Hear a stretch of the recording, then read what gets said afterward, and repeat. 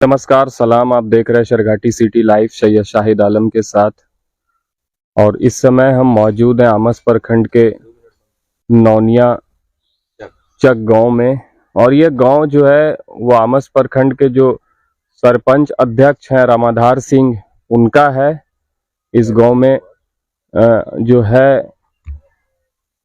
आप हमारे सामने देख रहे हैं ये इनका फार्म हाउस भी कहलाएगा। और स्क्रीन के सामने रामाधार जी हैं जो आमस प्रखंड के पंचायत के सरपंच अध्यक्ष हैं। और इनसे भी पूछेंगे। पहले तो आप हमारे स्क्रीन पे देखिए यहाँ का व्यू। क्योंकि आज संडे था तो शेरघाटी सिटी लाइव आमस आकर रामाधार सिंह जी से आमस के विषय पे कुछ बात करना है, इनसे इसके बारे में जानना है कि आमस का क्या है महत्व। क्योंकि हम लोग भी आमस प्रखंड में आते हैं तो आमस प्रखंड को जानने के लिए या आमस को जानने के लिए रामाधार सिंह एक ही इंसान है जो इसके बारे में बता सकते हैं हमको। शेरघाटी सिटी लाइव तो आप हमारे सामने अभी देख रहे हैं ये रामाधार सिंह हैं जो आमस के ही हैं। सबसे पहले तो सर शेरघाटी सिटी लाइव पे आपका स्वागत है जी। बहुत बहुत धन्यवाद भाई साहब, जो आप हमारे पैतृक निवास में आए हैं उसके लिए मैं आपको बहुत तहे दिल से धन्यवाद देता हूं। और जब भी मौका मिले, बहुत खूबसूरत जगह है हमारा पैतृक निवास नौनिया चक।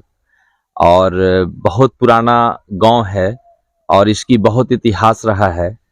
यहाँ पे हमारे पूर्वज इस जगह पे निवास करते थे और कुछ दिन विगत 12-13 वर्षों से हम लोग इस जगह को छोड़ के आमस में प्रॉपरली शिफ्ट हो गए हैं।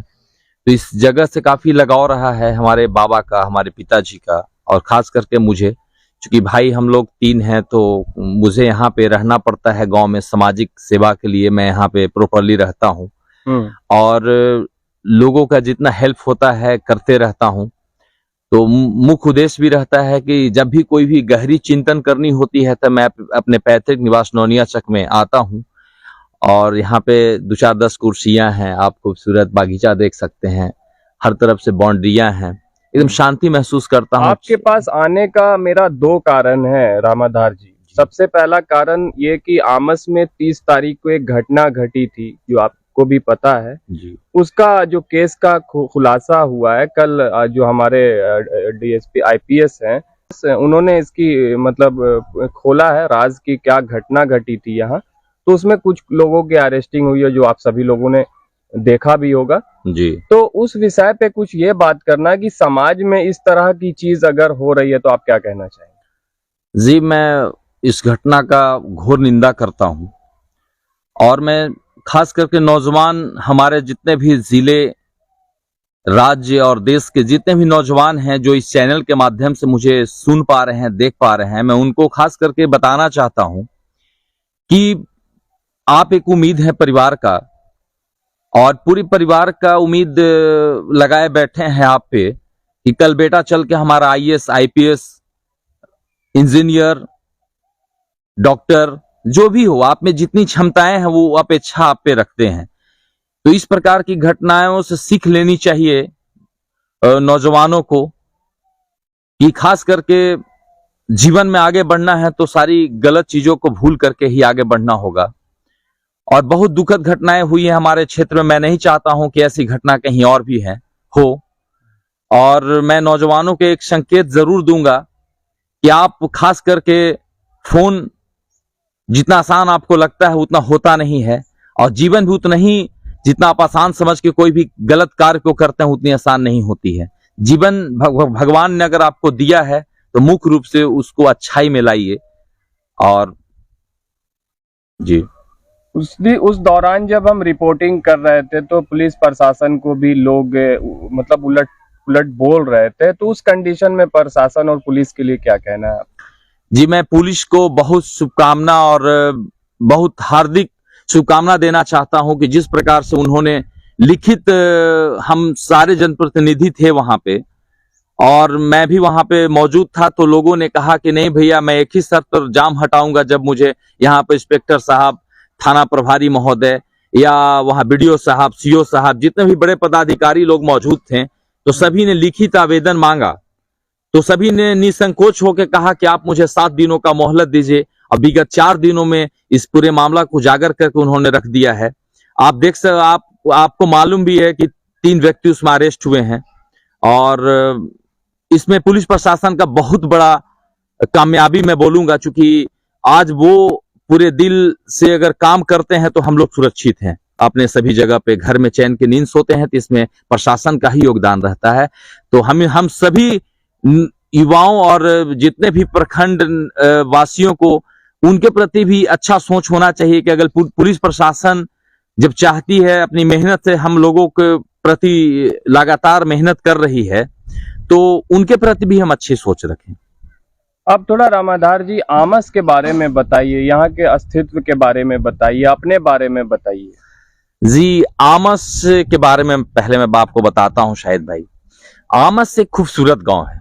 आमस बेसिकली देखा जाए तो NHI के सटी हुई गांव है, जहां से आप कहीं भी आएंगे किसी भी जगह से तो 500 मीटर पे सभी लोगों से मुलाकात आपको हो जाएगी। आमस की खासियत है कि आमस गांव गोले से पहाड़ों से घिरा हुआ गांव है। आपका सरघाटी क्षेत्र नदियों से घिरा हुआ है, उसके बीच में आमस है। तो मुख्यतर यहाँ पे बहुत पढ़े लिखे समझदार व्यक्ति इस गांव में मौजूद हैं, जो किसी भी परिस्थिति में से सामना करने का क्षमता रखते हैं, हमारे आमस के गांव के वासी लोग। और यहाँ का विशेषता है कि एक दूसरे के प्रति बहुत प्यार रखते हैं।